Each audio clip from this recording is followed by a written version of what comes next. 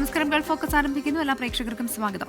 ഷാർജയിലെ ഫ്ളാറ്റിൽ തൂങ്ങി മരിച്ച നിലയിൽ കണ്ടെത്തിയ കൊല്ലം തേവരക്കര കോയിവിള സ്വദേശി അതുല്യയുടെ മൃതദേഹം നാട്ടിലെത്തിച്ച് സംസ്കരിച്ചു.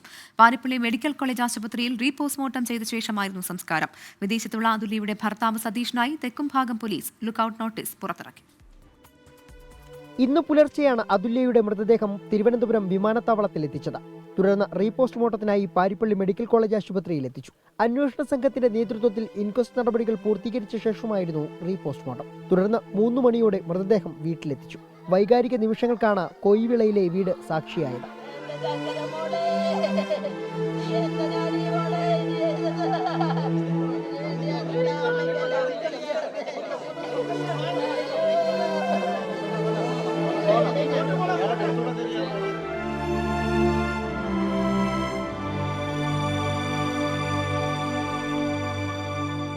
ഒരു മണിക്കൂറിൽ താഴെ മാത്രം പൊതുദർശനം. നിരവധി പേർ അന്തിമോപചാരം അർപ്പിച്ചു. അതേസമയം വിദേശത്തുള്ള അതുല്യയുടെ ഭർത്താവ് സതീഷിനായി തെക്കുംഭാഗം പോലീസ് ലുക്കൌട്ട് നോട്ടീസ് പുറത്തിറക്കി. അതുല്യയെ സതീഷ് മർദ്ദിക്കുന്ന ദൃശ്യങ്ങളും സതീഷിൽ നിന്നും അതുല്യ നേരിട്ട പീഡനങ്ങളുടെ ശബ്ദ സന്ദേശങ്ങളും പുറത്തു വന്നിരുന്നു. വീട്ടുകാരുടെ പരാതിയിൽ സതീഷിനെതിരെ കൊലക്കുറ്റത്തിനാണ് പോലീസ് കേസെടുത്തിട്ടുള്ളത്. 8-അംഗ പ്രത്യേക അന്വേഷണ സംഘമാണ് കേസ് അന്വേഷിക്കുന്നത്. എന്നാൽ അതുല്യയുടെ മരണം ആത്മഹത്യയെന്നാണ് ഷാർജയിലെ ഫോറൻസിക് റിപ്പോർട്ട്. 24 കൊട്ടാരക്കര. താമസക്കാർക്ക് നിർബന്ധിത ആരോഗ്യ ഇൻഷുറൻസ് നടപ്പാക്കാൻ ബഹ്റൈൻ. രാജ്യത്തെ മുഴുവൻ താമസക്കാർക്കും ഏറ്റവും ഉയർന്ന ഗുണനിലവാരത്തിലുള്ള ആരോഗ്യ പരിചരണ സേവനങ്ങൾ ഉറപ്പാക്കുകയാണ് ലക്ഷ്യം.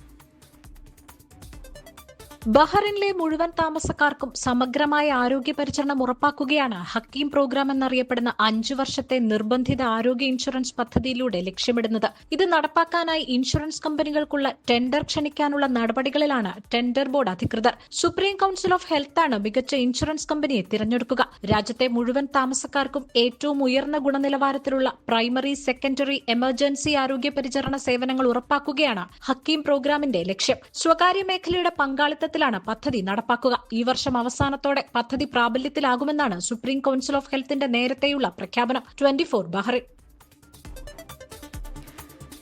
കുവൈറ്റിൽ സഹീൽ ആപ്ലിക്കേഷൻ വഴി സിവിൽ ID കാർഡുകൾ വ്യക്തികളുടെ ഫോട്ടോ ചേർക്കാനും അവ അപ്ഡേറ്റ് ചെയ്യാനും ഇനി മുതൽ സാധ്യമാകും. രാജ്യത്തെ എല്ലാ സ്വദേശികൾക്കും പ്രവാസികൾക്കും സഹീൽ ആപ്ലിക്കേഷൻ വഴി സേവനം ലഭ്യമാകും. സർക്കാർ ഓഫീസുകൾ സന്ദർശിക്കാതെ തന്നെ ഉപയോക്താക്കൾക്ക് നടപടിക്രമങ്ങൾ ലളിതമാക്കാനും ഇടപാടുകൾ വേഗത്തിലാക്കുന്നതിനും ലക്ഷ്യമിട്ടുകൊണ്ടാണ് പുതിയ സേവനം ആരംഭിച്ചതെന്ന് public authority for civil information അറിയിച്ചു. 2 മാസത്തെ വേനലവധിക്ക് ശേഷം ഒമാനിലെ ഇന്ത്യൻ സ്കൂളുകളിൽ പഠനം പുനരാരംഭിച്ചു. വേനലവധി കഴിഞ്ഞ് സ്കൂളുകൾ തുറന്ന് പ്രവർത്തിക്കുമെങ്കിലും ഒമാനിൽ ചൂട് കാര്യമായി കുറഞ്ഞിട്ടില്ല. അടുത്ത മാസത്തോടെ ചൂട് കുറയും എന്നാണ് പ്രതീക്ഷിക്കുന്നത്. സ്കൂളുകൾ തുറന്നതോടെ നാട്ടിൽ പോയ കുടുംബങ്ങളും കഴിഞ്ഞ ദിവസങ്ങളിൽ തിരിച്ചെത്തി.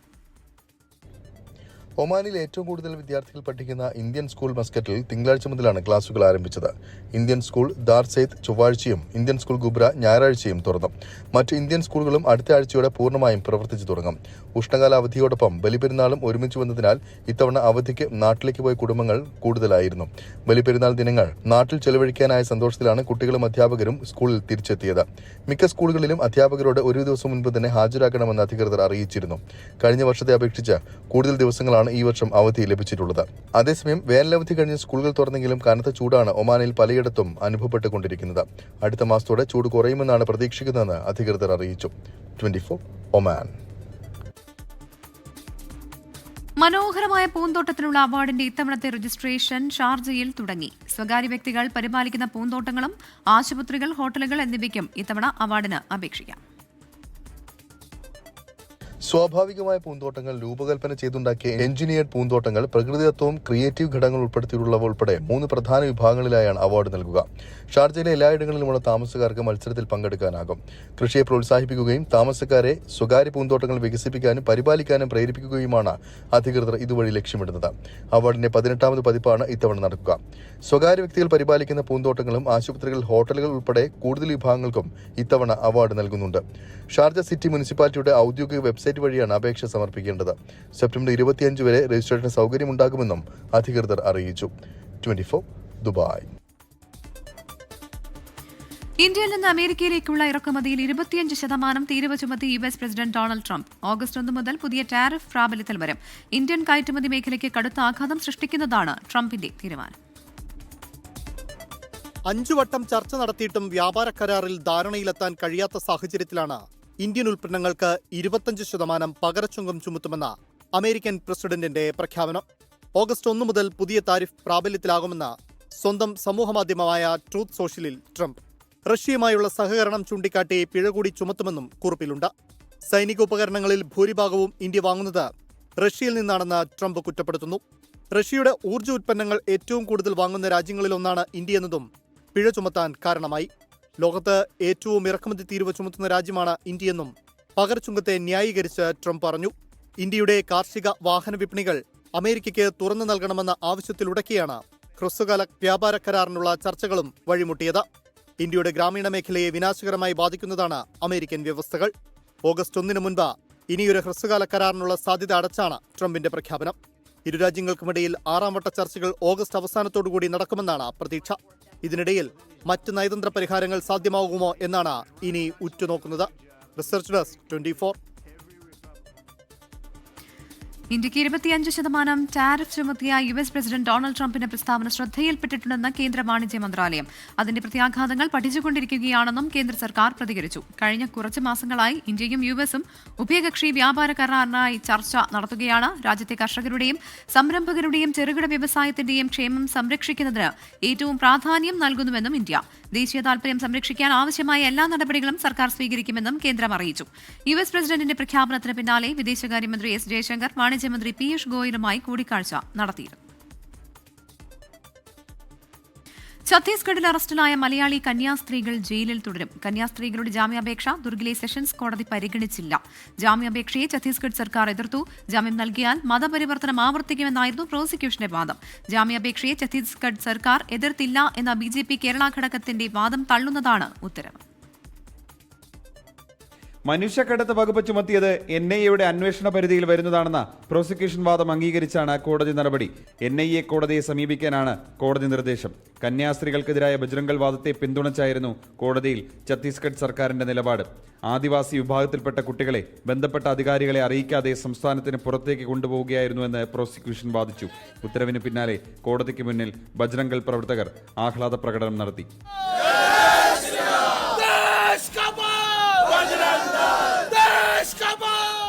ഛത്തീസ്ഗഡ് ഹൈക്കോടതിയെ സമീപിക്കാനാണ് സഭയുടെ തീരുമാനം. അതേസമയം കന്യാസ്ത്രീകളുടെ ആരോഗ്യനില മോശമെന്നും വെറും നിലത്താണ് ജയിലിൽ കഴിയുന്നതെന്നും ഇടതു നേതാക്കൾ പറഞ്ഞു. ജയിലിൽ കന്യാസ്ത്രീകളെ സന്ദർശിച്ച ശേഷമായിരുന്നു പ്രതികരണം. കഴിഞ്ഞ 6 ദിവസമായി ദുർഗ് സെൻട്രൽ ജയിലിൽ കഴിയുകയാണ് കന്യാസ്ത്രീകൾ. ഛത്തീസ്ഗഡിലെ ദുർഗിൽ നിന്ന് അജീഷ് ജയകുമാർ, 24. കന്യാസ്ത്രീകളുടെ അറസ്റ്റിൽ പ്രതിഷേധം ശക്തമാക്കി കത്തോലിക്ക സഭ. തിരുവനന്തപുരത്ത് രാജ്ഭവനിലേക്ക് കത്തോലിക്ക സഭയുടെ നേതൃത്വത്തിൽ പ്രതിഷേധ റാലി സംഘടിപ്പിച്ചു. നീതി ലഭിച്ച ശേഷം ചായകുടിയാകാമെന്നാണ് BJPക്ക് KCBCയുടെ മുന്നറിയിപ്പ്. കേക്കും വേണ്ട ലഡുവും വേണ്ട, കേക്കും വേണ്ട ലഡുവും വേണ്ട, അരമന കാണാൻ പോരേണ്ടേ. കന്യാസ്ത്രീകളുടെ അറസ്റ്റിൽ കേന്ദ്ര സർക്കാർ ഇതുവരെ നിലപാട് വ്യക്തമാക്കിയിട്ടില്ല. BJPയിലാകട്ടെ വ്യത്യസ്ത നിലപാടുകളും. ഈ സാഹചര്യത്തിലാണ് കത്തോലിക്ക സഭാ നേതൃത്വം നിലപാട് കടുപ്പിക്കുന്നത്. കന്യാസ്ത്രീകളുടെ മേൽ ആരോപിക്കപ്പെട്ടത് ശരിയല്ല, അത് സത്യമല്ല എന്ന് ഇവിടുത്തെ BJPയുടെ പ്രസിഡന്റ് പറഞ്ഞതിനേക്കാൾ കൂടുതൽ നമുക്കെന്ത് പറയാൻ? എങ്കിൽ പിന്നെ എന്തിനാ കൽത്തു വിട്ടയച്ചാൽ പോലെ? ആരെങ്കിലും തെറ്റിദ്ധരിച്ചു പോകരുത്. ഇതെല്ലാം കണ്ട് ഭയപ്പെട്ട് ഭാരതത്തിലെ ക്രിസ്ത്യാനികൾ സുവിശേഷം മടക്കി വയ്ക്കുമെന്ന്. പാളയം രക്തസാക്ഷി മണ്ഡപത്തിൽ നിന്ന് രാജ്ഭവനിലേക്ക് കാത്തലിക് ഫോറത്തിന്റെ നേതൃത്വത്തിൽ വാമൂടിക്കെട്ടി പ്രതിഷേധ റാലി നടത്തി. കോട്ടയം തിരുനക്കര മൈതാനത്ത് വൈദികരും കന്യാസ്ത്രീകളും പ്രതിഷേധമുയർത്തി. ഛത്തീസ്ഗഡിലെ 2 സിസ്റ്റേഴ്സിനെ അറസ്റ്റ് ചെയ്ത് ഇരുമ്പഴിക്ക് പുറത്തിറങ്ങാൻ സാധിക്കാത്ത വിധമുള്ള വകുപ്പുകളെല്ലാം കൂട്ടിച്ചേർത്ത് ഭാരത സ്ത്രീകൾ തൻ ഭാവശുദ്ധിയെ ഇരുമ്പഴിയുടെ ഉള്ളിൽ അടച്ചുപൂട്ടാൻ പരിശ്രമിക്കുന്ന വ്യക്തികള്, പ്രസ്ഥാനങ്ങൾ ആരായിരുന്നാലും അവരെയെല്ലാം വെല്ലുന്ന ഒരു സംസ്കാരത്തിന്റെ ഉടമയാണ് ഭാരതമെന്ന് ഉറക്കെ പറയുവാൻ ഞാൻ ആഗ്രഹിക്കുകയാണ്. രാജ്ഭവനിലേക്ക് KPCCയുടെ നേതൃത്വത്തിലും പ്രതിഷേധം സംഘടിപ്പിച്ചു. വിഷയത്തിൽ പാർലമെന്റിന് മുന്നിൽ പ്രിയങ്ക ഗാന്ധിയുടെ നേതൃത്വത്തിൽ UDF MPമാർ പ്രതിഷേധിച്ചു.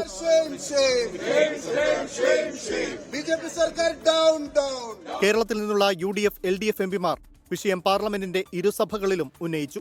കന്യാസ്ത്രീകളുടെ അറസ്റ്റ് ചർച്ച ചെയ്യണമെന്ന അംഗങ്ങളുടെ ആവശ്യം രാജ്യസഭാ ഉപാധ്യക്ഷൻ തള്ളി. അതേസമയം ഇരുവിഭാഗങ്ങളെ തമ്മിലടിപ്പിക്കാനാണ് കോൺഗ്രസ് ശ്രമമെന്ന് ഛത്തീസ്ഗഡിലെ ദുർഗിൽ നിന്നുള്ള BJP ലോക്സഭാംഗം വിജയ് ബാഗേൽ ആരോപിച്ചു. 24 ഡൽഹി, തിരുവനന്തപുരം. ഛത്തീസ്ഗഡിലെ മലയാളി കന്യാസ്ത്രീകളുടെ അറസ്റ്റിൽ സംഘപരിവാറിൽ ഭിന്നത. BJP സംസ്ഥാന അധ്യക്ഷൻ രാജീവ് ചന്ദ്രശേഖരനെ പരസ്യമായി വിമർശിച്ച് RSS ദക്ഷിണ പ്രാന്ത കാര്യകാരി സദസ്യൻ കെ ഗോവിന്ദൻകുട്ടി രംഗത്തെത്തി. ഛത്തീസ്ഗഡ് സർക്കാർ നിയമാനുസൃതം പ്രവർത്തിക്കില്ല എന്നാണോ കേരളത്തിലെ BJP കരുതുന്നത് എന്ന് ഗോവിന്ദൻകുട്ടി ചോദിച്ചു. രാജീവ് ചന്ദ്രശേഖരനെ പരിഹസിച്ച് KP ശശികലയും TP സെൻകുമാറും രംഗത്ത് വന്നു. ഛത്തീസ്ഗഡിൽ മലയാളി കന്യാസ്ത്രീകളെ അറസ്റ്റ് ചെയ്ത വിഷയത്തിൽ സംസ്ഥാന BJPയുടെ നിലപാടിനെതിരെ സംഘപരിവാറിൽ പടയൊരുക്കം. സംസ്ഥാന BJPയുടെ ഇത് ക്രൈസ്തവ പ്രീണനം എന്നാരോപിച്ച് RSSും ഹിന്ദു ഐക്യവേദിയും രംഗത്ത്. RSS മുതിർന്ന പ്രചാരകനും ദക്ഷിണ പ്രാന്ത കാര്യകാരി സദസ്യനുമായ കെ ഗോവിന്ദൻകുട്ടി രാജീവ് ചന്ദ്രശേഖരനെ പരസ്യമായി വിമർശിച്ചു. ഛത്തീസ്ഗഡിൽ നിയമവും നീതിയും നടപ്പാക്കാൻ ഒരു സർക്കാരുണ്ട്. അവിടത്തെ സർക്കാർ നിയമാനുസൃതം പ്രവർത്തിക്കില്ലെന്നാണോ കേരളത്തിലെ BJP കരുതുന്നതെന്ന് ഗോവിന്ദൻകുട്ടി ചോദിച്ചു. കേരളത്തിലെ ഭരണത്തിനെതിരെയും വിലക്കയറ്റത്തിനെതിരെയും പ്രതിപക്ഷ ഒത്തുകളിക്കെതിരെയും പ്രതികരിച്ച് ജനവിശ്വാസം നേടുവെന്നും രാജീവ് ചന്ദ്രശേഖരന്റെ ഫേസ്ബുക്ക് പോസ്റ്റിന് മറുപടിയായി കെ ഗോവിന്ദൻകുട്ടി കുറിച്ചു. രാജീവ് ചന്ദ്രശേഖരനെതിരെ ഒളിയമ്പുമായി KP ശശികലയും TP സെൻകുമാറും സോഷ്യൽ മീഡിയയിലൂടെ രംഗത്തെത്തി. ആകാശത്ത് പറക്കുന്ന കുരുവിയെ കിട്ടുമെന്ന വ്യാമോഹത്തിൽ കക്ഷത്തിലിരിക്കുന്ന പ്രാവിനെ കളയണോ എന്ന് TP സെൻകുമാർ ഫേസ്ബുക്ക് പോസ്റ്റിൽ ചോദിച്ചു. പറക്കുന്ന പക്ഷിക്ക് പിന്നാലെ പോയി കയ്യിലുള്ളത് പറക്കാതെ നോക്കണമെന്ന് KP ശശികലയുടെ ഉപദേശം. ഛത്തീസ്ഗഡ് സർക്കാരിന്റേത് സ്വീകാര്യതയുള്ള നിലപാടെന്ന ഹിന്ദു ഐക്യവേദിയുടെ പ്രതികരണം. അതിനിടെ രാജീവ് ചന്ദ്രശേഖരനെ തിരുത്തി വിശ്വ ഹിന്ദു പരിഷത്തും രംഗത്തെത്തി. ബജ്രംഗദൾ വിശ്വ ഹിന്ദു പരിഷത്തിന്റെ യുവജന വിഭാഗം തന്നെയെന്ന് VHP കേരള ഘടകം വ്യക്തമാക്കി. ബജ്രംഗദൾ സ്വതന്ത്ര സംഘടനയെന്നും തെറ്റു ചെയ്താൽ ശിക്ഷയുണ്ടാകുമെന്നും രാജീവ് ചന്ദ്രശേഖർ പറഞ്ഞതാണ് VHPയെ ചൊടിപ്പിച്ചത്. റാം മുഹമ്മദ്, 24, തിരുവനന്തപുരം. ഛത്തീസ്ഗഡിലെ കന്യാസ്ത്രീകളുടെ അറസ്റ്റിൽ മലക്കം മറിഞ്ഞ BJP നേതാവ് അനൂപ് ആന്റണി കന്യാസ്ത്രീകളുടെ ജാമ്യാപേക്ഷയെ പ്രോസിക്യൂഷൻ എതിർത്തില്ല എന്നും സർക്കാർ പിന്തുണയ്ക്കുകയാണ് ചെയ്തതെന്നുമായിരുന്നു രാവിലെ അനൂപ് പറഞ്ഞത്. എന്നാൽ വൈകുന്നേരമാകുമ്പോഴേക്കും നിലപാട് മാറ്റി കോടതിയിൽ ഛത്തീസ്ഗഡ് സർക്കാർ സ്വീകരിച്ച നിലപാടിനെക്കുറിച്ചുള്ള ചോദ്യത്തിൽ നിന്ന് ഒഴിഞ്ഞു മാറുകയായിരുന്നു. ഇവിടെ സെഷൻസ് കോടതിയിലെ ജഡ്ജിയുടെ മുമ്പിൽ കാര്യം എത്തുകയും ചെയ്തു. എത്തിയ സമയത്ത് തന്നെ ഗവൺമെന്റിന്റെ ഭാഗത്ത് നിന്ന് ഗവൺമെന്റ് ഇതിനകത്ത് എതിർപ്പില്ല എന്ന് ഗവൺമെന്റ് കൃത്യമായി പറഞ്ഞു. അത് ഉള്ളിൽ നടന്നിട്ടുണ്ട്. ഗവൺമെന്റിന്റെ ഭാഗത്തു നിന്ന് യാതൊരു എതിർപ്പും ഉണ്ടായില്ല. സർക്കാരിന്റെ അഭിഭാഷകൻ എന്തുകൊണ്ടാണ് ഇങ്ങനെ എഴുതി കൊടുക്കാനുള്ള കാര്യം? സർക്കാർ അഭിഭാഷകന്റെ കാര്യം എനിക്കറിയത്തില്ല. ടെക്നിക്കലായിട്ടുള്ള കാര്യങ്ങൾ മുഴുവൻ വക്കീലൂടെ പറഞ്ഞിട്ടുണ്ട്. ടെക്നിക്കലാണോ അത് കാര്യം? തീർച്ചയായിട്ടും. ഒന്നാമത്തെ കാര്യം അദ്ദേഹം പറഞ്ഞത് വളരെ കൃത്യമായിട്ടൊരു കാര്യം പറഞ്ഞു. ഇന്നത്തെ ഇത് റിജക്ട് ചെയ്യുകയോ അക്സെപ്റ്റ് ചെയ്യുകയോ ചെയ്തിട്ടില്ല, മെറിറ്റിൽ എടുത്തിട്ടില്ല എന്നുള്ളത്. ഇപ്പോൾ ഇതൊരു ടെക്നിക്കൽ ഇത് മാത്രമായിരുന്നു. ഇനിയിപ്പോൾ അത് കാരണം ഇപ്പോൾ അടുത്ത നടപടി എന്താണെന്നുള്ളത് ഞങ്ങളിപ്പോൾ തൽക്കാലം ഡിസ്കസ് ചെയ്തിട്ടുണ്ട്. അപ്പം അവരാണ് തീരുമാനിക്കേണ്ടത്. സൗദിയിലെ അൽഖോബാറിൽ 1.5 മാസക്കാലമായി ഗുരുതരാവസ്ഥയിൽ ആശുപത്രിയിൽ ചികിത്സയിലായിരുന്ന കൊല്ലം കൊട്ടാരക്കര സ്വദേശി വാസുദേവൻ അനിൽകുമാർ തുടർ ചികിത്സയ്ക്കായി നാട്ടിലേക്ക് മടങ്ങി. ET മുഹമ്മദ് ബഷീർ MPയുടെ നിർദ്ദേശത്തെ തുടർന്ന് എംബസിയുടെയും കിഴക്കൻ പ്രവിശ്യ KMCC വെൽഫെയർ വിംഗ് പ്രവർത്തകരുടെയും സഹായത്തോടെയാണ് വാസുദേവൻ നാട്ടിലേക്ക് മടങ്ങിയത്. ദമാമിൽ നിന്നും തിരുവനന്തപുരത്തേക്കുള്ള ശ്രീലങ്കൻ എയർലൈൻസ് വിമാനത്തിൽ മെഡിക്കൽ ടീം ഉൾപ്പെടെയുള്ള പ്രത്യേക മെഡിക്കൽ സൗകര്യങ്ങളോടെയാണ് തുടർ ചികിത്സയ്ക്കായി നാട്ടിലെത്തിയത്. കഴിഞ്ഞ 18 വർഷമായി ദമാമിലെ ഒരു സ്വകാര്യ കമ്പനിയിൽ ഡ്രൈവറായി ജോലി ചെയ്തു വരികയായിരുന്നു കൊല്ലം കൊട്ടാരക്കര സ്വദേശി വാസുദേവൻ അനിൽകുമാർ. ഇതിനിടയിലാണ് 1.5 മാസം മുമ്പ് പ്രമേഹ രോഗം മൂർച്ഛിച്ച് വയറ്റിൽ ഇൻഫെക്ഷനായി അതീവ ഗുരുതരാവസ്ഥയിൽ അൽഖോബാറിൽ ഗാമ ഹോസ്പിറ്റലിലെ തീവ്ര പരിചരണ വിഭാഗത്തിലെത്തിക്കുന്നത്. ഇക്കാര്യം റിയാദിലെ ഒരു നഴ്സ് വഴി ദമാമിലെ തിരുവനന്തപുരം ജില്ലാ KMCC പ്രസിഡന്റ് അമീർ തിരുവനന്തപുരം അറിയുകയും കിഴക്കൻ പ്രവിശ്യ KMCC നേതൃത്വം വഴി ET മുഹമ്മദ് ബഷീർ MPയുടെ ശ്രദ്ധയിൽപ്പെടുത്തുകയായിരുന്നു. MP ഇക്കാര്യം എംബസിയുടെ അതീവ ശ്രദ്ധയിൽ കൊണ്ടുവരികയും എംബസിയുടെയും വാസുദേവൻ അനിൽകുമാർ ജോലി ചെയ്തിരുന്ന കമ്പനിയുടെയും സഹായത്തോടെ KMCC വെൽഫെയർ വിംഗ് പ്രവർത്തകർ ഇദ്ദേഹത്തെ എത്രയും വേഗത്തിൽ തുടർ ചികിത്സയ്ക്കായി നാട്ടിലെത്തിക്കാനുള്ള അതീവ ശ്രമത്തിലായിരുന്നു. റിയാദിലെ കിങ് ഫഹദ് ഹോസ്പിറ്റലിൽ ജോലി ചെയ്യുന്ന ഒരു ബിബി എന്ന് പറയുന്ന ഒരു നഴ്സാണ്. അവർ എന്നെ വിളിച്ചറിയിക്കുകയും അതിൻ്റെ അടിസ്ഥാനത്തിലാണ് KMCCയുടെ നേതാക്കന്മാരെ ബന്ധപ്പെടുത്തി പിന്നീട് നമ്മുടെ എംബസിയിലെ ശ്രദ്ധയിൽപ്പെടുത്താനായിട്ട് നമ്മുടെ ET മുഹമ്മദ് ബഷീർ സാഹിബ് MD അറിയിക്കുകയും അത് മുഖാന്തരമാണ് ഈ കാര്യങ്ങളൊക്കെ എളുപ്പമായത്. ഒത്തിരി ദിവസങ്ങളായിട്ട് വലിയ ബുദ്ധിമുട്ടിലായിരുന്നു. അവരുടെ ഒരു ബന്ധു ഉണ്ടായിരുന്നു സജു. അവർക്ക് എന്ത് ചെയ്യണമെന്ന് പോലും അറിയാത്ത കണ്ടീഷൻ നിൽക്കുന്ന സമയത്താണ് അവരുമായിട്ട് ബന്ധപ്പെട്ടതും അതുപോലെ തന്നെ കമ്പനിയുടെ മാനേജറുമായിട്ട് ബന്ധപ്പെട്ട എല്ലാവിധ സഹായ സഹകരണങ്ങളും കലാൽ കമ്പനിയുടെ ഭാഗത്തുനിന്ന് ഉണ്ടായിട്ടുണ്ടായിരുന്നു. തിരുവനന്തപുരത്തേക്കുള്ള ശ്രീലങ്കൻ എയർലൈൻസ് വിമാനത്തിൽ മെഡിക്കൽ ടീം ഉൾപ്പെടെയുള്ള പ്രത്യേക മെഡിക്കൽ സൗകര്യങ്ങളോടെയാണ് വാസുദേവൻ അനിൽകുമാർ തുടർ ചികിത്സയ്ക്കായി നാട്ടിലേക്ക് മടങ്ങിയത്. അബോധാവസ്ഥയിൽ കഴിഞ്ഞതുൾപ്പെടെയുള്ള 1.5 മാസത്തോളം താൻ അനുഭവിച്ച പ്രയാസങ്ങൾക്കും വേദനകൾക്കും ഒടുവിൽ പരസ്പര സ്നേഹത്തിൻ്റെയും കാരുണ്യത്തിൻ്റെയും ഉറവ പറ്റാത്ത ഇവരുടെ എല്ലാ സഹായഹസ്തങ്ങൾക്കും കണ്ണുനീരിൽ ചാലിച്ച കൂപ്പ് കൈകളുടെ നന്ദിയും പറഞ്ഞാണ് വാസുദേവൻ അനിൽകുമാർ തുടർ ചികിത്സയ്ക്കായി നാട്ടിലെ ഏക മകളടങ്ങുന്ന കുടുംബത്തിലേക്ക് മടങ്ങിയത്. താൻ തിരിച്ചു വരുമെന്നും നിങ്ങളിൽ ഒരുവനായി ഞാൻ ഉണ്ടാകുമെന്നും നിറകണ്ണുകളോടെ വാസുദേവൻ അനിൽകുമാർ പറഞ്ഞു. കിഴക്കൻ പ്രവിശ്യ KMCC പ്രസിഡന്റ് മുഹമ്മദ് കുട്ടി കോഡൂർ, ജനറൽ സെക്രട്ടറി സിദ്ദീഖ് പാണ്ഡികശാല ഉൾപ്പെടെയുള്ള KMCC പ്രവർത്തകരും ഇദ്ദേഹത്തെ യാത്രയക്കാനായി എത്തി. സുബൈറുദ്ദീനൂർ, 24 ദമാം. കുവൈറ്റിൽ കനത്ത ചൂട്. ഇന്ന് അന്താരാഷ്ട്ര വിമാനത്താവളത്തിൽ ഏറ്റവും ഉയർന്ന താപനില 51 ഡിഗ്രി സെൽഷ്യസും ജഹ്റയിൽ 52 ഡിഗ്രി സെൽഷ്യസുമാണ്. ഈ പൊതുജനങ്ങളും തൊഴിലാളികളും അതീവ ജാഗ്രത പാലിക്കണമെന്ന് അധികൃതർ നിർദ്ദേശിച്ചു. വരും ദിവസങ്ങളിലും കനത്ത ചൂട് തുടരുമെന്ന് കാലാവസ്ഥാ വകുപ്പ് മുന്നറിയിപ്പ് നൽകി.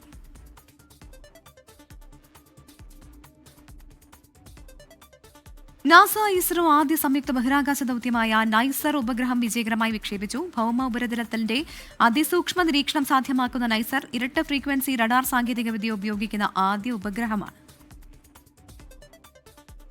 1-0. All L40 engines generating nominal thrust. S139 motor ignited. 5 seconds. That's a magnificent tracking of the GSLV F-16 NISAR mission. The deafening roar of Sriharikota Satish Dhawan space സെന്ററിലെ 2ാം വിക്ഷേപണ തറയിൽ നിന്ന് ISROയുടെ GSLV F-16 റോക്കറ്റ് നൈസറിനെയും കൊണ്ട് കുതിച്ചുയർന്നത് ചരിത്രത്തിലേക്ക്. ആദ്യ ഇന്ത്യ അമേരിക്ക സംയുക്ത ബഹിരാകാശ ദൌത്യം. ഇന്നേവരെയുള്ളതിൽ വെച്ച് ഏറ്റവും ചിലവേറിയ ഉപഗ്രഹ വിക്ഷേപണ ദൌത്യം. ലോകത്തിലാദ്യമായി ഇരട്ട ഫ്രീക്വൻസി ഉപയോഗിച്ചുള്ള റഡാർ ഉപഗ്രഹം എന്ന പ്രത്യേകത കൂടി നൈസറിനുണ്ട്. ഭൂമിയിൽ നിന്ന് 747 കിലോമീറ്റർ അകലെയുള്ള സൗരസ്ഥിര ഭ്രമണപഥത്തിൽ 19 മിനിറ്റ് കൊണ്ട് GSLV നൈസറിനെ എത്തിച്ചു. ഭൂസ്ഥിര ഉപഗ്രഹ വിക്ഷേപണത്തിനായി ഇതുവരെ ഉപയോഗിച്ച GSLV റോക്കറ്റിന്റെ ആദ്യ സൗരസ്ഥിര ഭ്രമണപഥ ദൌത്യം. Department of Space and NASA JPL being the first joint development project undertaken by the two major spacefaring nations. NISR is an all-weather day-night imaging satellite that will scan the entire Earth at 12-day interval. ഓരോ 12 ദിവസത്തിലും ഭൂമിയെ 2 തവണ പൂർണ്ണമായി നിരീക്ഷിച്ച് വിവരങ്ങൾ NISER control സെന്ററിലേക്ക് കൈമാറും. കര, മഞ്ഞുപാളി, ജൈവ ആവാസ വ്യവസ്ഥ, ഭൂഗർഭജലം തുടങ്ങിയവയിലെ ചെറിയ മാറ്റങ്ങൾ പോലും കൃത്യതയോടെയും വ്യക്തമായും നൈസർ ഒപ്പിയെടുക്കും. ഇതിനായി 2 വ്യത്യസ്ത റഡാറുകളാണ് നൈസറിലുള്ളത്. ISRO വികസിപ്പിച്ച എസ് ബാൻഡ് റഡാറും നാസ വികസിപ്പിച്ച എൽ ബാൻഡ് റഡാറും. ഹൈ റെസൊല്യൂഷൻ ചിത്രങ്ങൾ ലഭ്യമാക്കാൻ 12 മീറ്റർ വ്യാസമുള്ള റിഫ്ലക്ടർ ആന്റിനയും നൈസറിലുണ്ട്. ഭൂകമ്പം, സുനാമി, മണ്ണിടിച്ചിൽ, പ്രളയം, അഗ്നിപർവ്വത സ്ഫോടനം തുടങ്ങിയ പ്രകൃതി ദുരന്തങ്ങൾ മുൻകൂട്ടി അറിയാൻ നൈസർ നൽകുന്ന വിവരങ്ങൾ സഹായകമാകും. നാസയിലെയും ISROയിലെയും ശാസ്ത്രജ്ഞർ 10 വർഷത്തിലേറെ സമയമെടുത്താണ് നൈസറിന്റെ നിർമ്മാണം പൂർത്തിയാക്കിയത്. Science desk, 24. ധർമ്മസ്ഥലയിലെ നിഗൂഢതകൾ.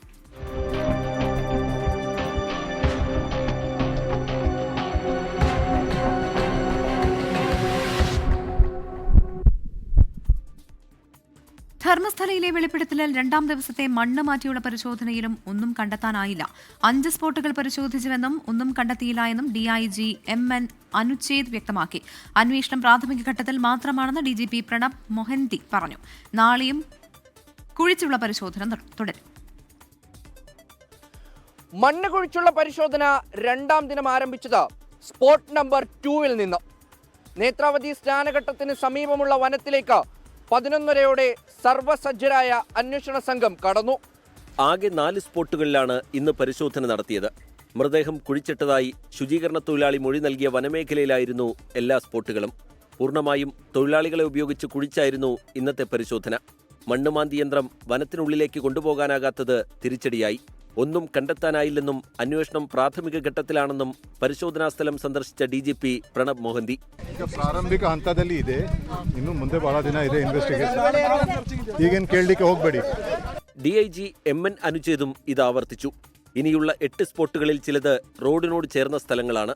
ശുചീകരണ തൊഴിലാളി കൂടുതൽ മൃതദേഹങ്ങൾ കുഴിച്ചിട്ടെന്ന് വെളിപ്പെടുത്തിയ ചില പോയിന്റുകളും ഇതിലുണ്ട്. ആദ്യ 2 ദിവസവും മണ്ണിനടിയിൽ നിന്ന് കാര്യമായൊന്നും കിട്ടിയില്ല. ഇനി അവശേഷിക്കുന്നത് ഇവിടുത്തെ 8 സ്പോട്ടുകളാണ്. ഇതിൽ ഭൂരിഭാഗവും നാളെ തന്നെ കുഴിച്ചു പരിശോധിക്കാനാണ് നീക്കം.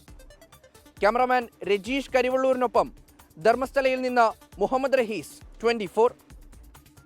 കെട്ടിട നമ്പർ ലഭിക്കാത്തത് മൂലം വർഷങ്ങളായി ദുരിതത്തിലായ വൃദ്ധ ദമ്പതികൾക്ക് ആശ്വാസമായി നഗരസഭ. നഗരസഭയുടെ അദാലത്തിലൂടെ 13 വർഷങ്ങൾക്കു ശേഷം ഇരുവർക്കും കെട്ടിട നമ്പർ ലഭിച്ചു. മേയർ ആര്യ രാജേന്ദ്രൻ വീട്ടിലേക്ക് നേരിട്ടെത്തിയാണ് സന്തോഷം പങ്കുവച്ചത്. തിരുവനന്തപുരം കരിക്കകം സ്വദേശികളായ ഉഷ ഗിരീശൻ ദമ്പതികളാണ് കഴിഞ്ഞ 13 വർഷമായി സർക്കാർ ഓഫീസുകൾ കയറിയിറങ്ങിയിരുന്നത്. കെട്ടിട നമ്പർ ലഭിക്കണമെന്നായിരുന്നു കാലാകാലങ്ങളായുള്ള ആവശ്യം. പരാതിയുമായി പലയിടങ്ങളിലെത്തി, പലരെയും കണ്ടു. എന്നാൽ ആവശ്യപ്പെട്ടത് മാത്രം നിയമക്കുരുക്കിൽ കുടുങ്ങി. നമ്മൾ വീട് വെച്ചിട്ട് 13 വർഷം വരെ കഴിഞ്ഞു. ഒരുപാട് പ്രാവശ്യം പോയിട്ടും ഒന്നും നടന്നില്ല. നോക്കുമ്പോഴത്തേക്ക് ഇത് കുറച്ച് ഫ്രണ്ടിലോട്ടിരിക്കുന്നെന്നാണ് പറയുന്നത്. അവർക്കത് അവരേതായതില്ലേ, അതുകൊണ്ടായിരിക്കാം. ഇപ്പോഴും അദാലത്തിൻ്റെത് അറിഞ്ഞ അങ്ങനെയാണ് ഇപ്പോൾ അദാലത്തിൽ കൊടുത്തപ്പോൾ അത് ഉടനെ തന്നെ അത് പാസ്സായതിൽ വളരെ സന്തോഷം. അച്ചാർ വിൽപ്പനയാണ് ഇരുവരുടെയും ഏക വരുമാന മാർഗം. വീട്ടിൽ മറ്റാരും സഹായത്തിനില്ല. അസുഖബാധിതരാണ്, വൃദ്ധരാണ്. സർക്കാർ ഓഫീസുകൾ കയറിയിറങ്ങാൻ കഴിയാതായി. ഒടുവിലാണ് മേയറുടെ പ്രത്യേക അദാലത്തിലും പരാതി നൽകുന്നത്. ഉടനടി പ്രശ്നപരിഹാരത്തിന് വഴിയൊരുങ്ങി. ചെറിയ സ്വാഭാവികമായിട്ടും 1 സെന്റ് സ്ഥലത്തിൽ വീട് വെക്കുമ്പോൾ ഉണ്ടാകുന്ന ചില നിയമപരമായ തടസ്സങ്ങളുണ്ട്. അത് നമ്മൾ അദാലത്തിൽ പ്രത്യേക പരിഗണന കൊടുക്കുന്നതാണ്. നിയമപരമായി ചില KMVR റൂൾ വയലേഷൻസ് ഉണ്ട്. അത് അദാലത്തിന്റെ പ്രത്യേക ചില കാര്യങ്ങൾ വെച്ച്, മാനുഷികമായ പരിഗണന വെച്ച് നമ്മളിപ്പോൾ കാണുന്നുണ്ടല്ലോ, ആ മാനുഷികമായ പരിഗണനയൊക്കെ വെച്ച് ഒരുപാട് അപേക്ഷകൾ നമ്മുടെ മുന്നിൽ അങ്ങനെ വന്നിട്ടുണ്ട്. അങ്ങനെ തീർപ്പാക്കിയ ഒരു അപേക്ഷയാണ്. കോർപ്പറേഷൻ മേയർ ആര്യ രാജേന്ദ്രൻ നേരിട്ടെത്തിയാണ് ഇവരെയും സന്തോഷമറിയിച്ചത്. നഗരസഭ ജനങ്ങളിലേക്കെന്ന അദാലത്തിന്റെ ഭാഗമായി ഇരുവർക്കും പ്രത്യേക പരിഗണന നൽകിയാണ് പ്രശ്നം പരിഹരിച്ചത്. 13 വർഷത്തെ കാത്തിരിപ്പിന് ഫലം കണ്ടതോടെ ഇരുവർക്കും നിറചിരിയും നഗരസഭയോടുള്ള നന്ദിയും. 24 തിരുവനന്തപുരം. ഗൾഫ് ഫോക്കസ് പൂർണ്ണമാകുന്നു. Good night.